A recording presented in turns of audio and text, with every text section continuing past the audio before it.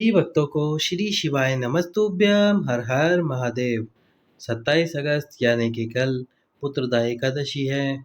इस पुत्रदा एकादशी के दिन संतान की प्राप्ति के लिए, पुत्र प्राप्ति के लिए इस उपाय को जरूर करें।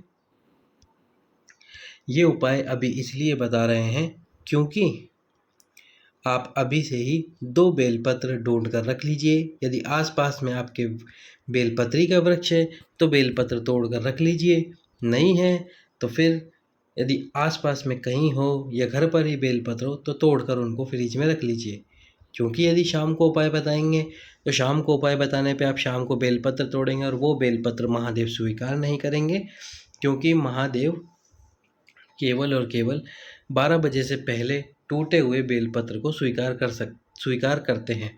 यदि आप 12 बजे से पहले बेलपत्र तोड़ते हैं, दिन के 12 बजे से पहले, और वो बेलपत्र समर्पित करते हैं महादेव को, तो वो बेलपत्र भोलेनाथ स्वीकार करते हैं। शाम के समय प्रदोष काल में तोड़े गए बेलपत्र महादेव स्वीकार नहीं करते, इसलिए बेलपत्र तोड़ कर रख लेना। तो उपाय आपको किस प्रकार से करना है? 2 उपाय करने हैं। दोनों उपाय या तो एक साथ कर लीजिए आप, या फिर आप एक एक टाइम पे कर सकते हैं। जैसे एक उपाय सुबह कर लीजिए और एक उपाय शाम को कर लीजिए, यानी प्रदोष काल में। करना आपको है, आपके ऊपर है, जैसे आप करना चाहे वैसे कर लीजिए। तो उपाय आपको कैसे करना है? शिव मंदिर में जाना है। सबसे पहले तो 2 कटोरियाँ ले लेनी है। एक कटोरी में आपको रखनी है खीर और एक कटोरी में डालना है घी। खीर आप कोई सी भी बना सकते हैं चावल को छोड़कर, और साथ में एक कटोरी में आपको डाल लेना है घी।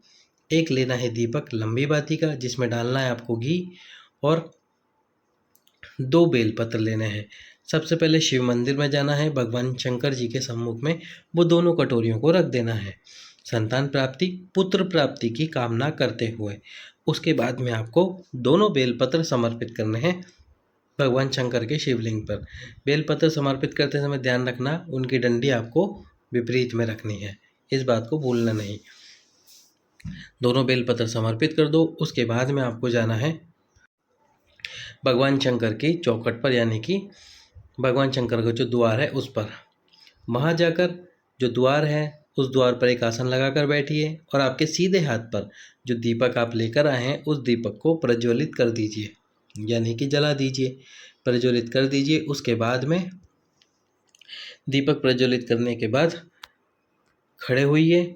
जब दीपक प्रज्वलित कर रहे हो, दीपक लंबी बाती का लेना है। जो 2 बेलपत्र आपने समर्पित किए थे महादेव पर, उन दोनों बेलपत्र में से एक बेलपत्र को उठाइए, वापस उसी चौखट पर बैठिए आसन लगा के, और फिर उस बेलपत्र को चबा चबा कर खा लीजिए। और जो एक बेलपत्र बचा है, जब बेलपत्र आप खा रहे हो तो संतान प्राप्ति और पुत्र प्राप्ति, जिन माताओं बहनों के लड़कियां हैं लेकिन उनको पुत्र प्राप्ति की इच्छा है, वह भी ये उपाय जरूर करें। जब आप बेलपत्र खा रहे हो तो बेलपत्र को चबा चबा कर खाइए और संतान प्राप्ति, पुत्र प्राप्ति की कामना कीजिए। दूसरे बेलपत्र को उठा लीजिए और उठाकर घर ले आइए, अपने पति को उस बेलपत्र को दे दीजिए। साल में केवल 2 ही पुत्रदा एकादशी आती है, इसलिए यह आखिरी मौका है। फिर 6 महीने बाद आपको ये मौका मिलेगा। इस प्रकार आपको ये उपाय करना है, पहला। दूसरा जो उपाय है, वो दूसरे उपाय में आपको क्या करना है? एक श्रीफल लेना है। एक श्रीफल ले लीजिए और श्रीफल को लेने के बाद उसके ऊपर एक कपड़ा लपेटिए। कपड़ा काले कलर के अलावा कोई सा भी कपड़ा लपेट सकते हैं। कपड़ा लपेटना है।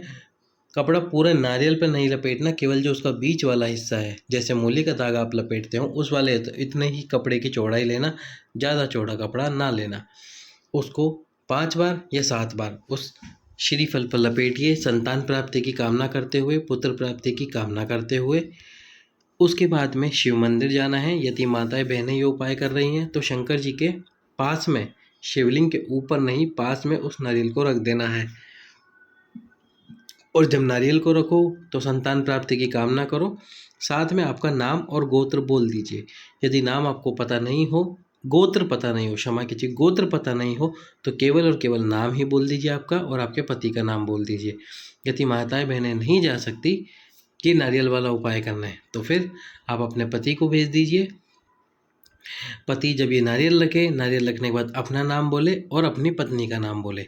इस प्रकार से उपाय आपको करना है। दोनों उपाय आप एक साथ भी कर सकते हैं। पहले एक उपाय कीजिए, उसके बाद में दूसरा उपाय कीजिए, या फिर दोनों उपाय अलग-अलग कर सकते हैं। एक उपाय सुबह कर लीजिए, एक प्रदोष काल में कर लीजिए, या फिर दोनों उपाय एक साथ कर सकते हैं। पहले एक उपाय करने जा सकते हैं मंदिर में, फिर घर आ जाइए, फिर दूसरा उपाय करने चल जाइए मंदिर में। इस प्रकार से उपाय कीजिए, निश्चित रूप से आपको पुत्र की प्राप्ति होगी, संतान की प्राप्ति होगी। सभी भक्तों को श्री शिवाय नमस्तुभ्यम।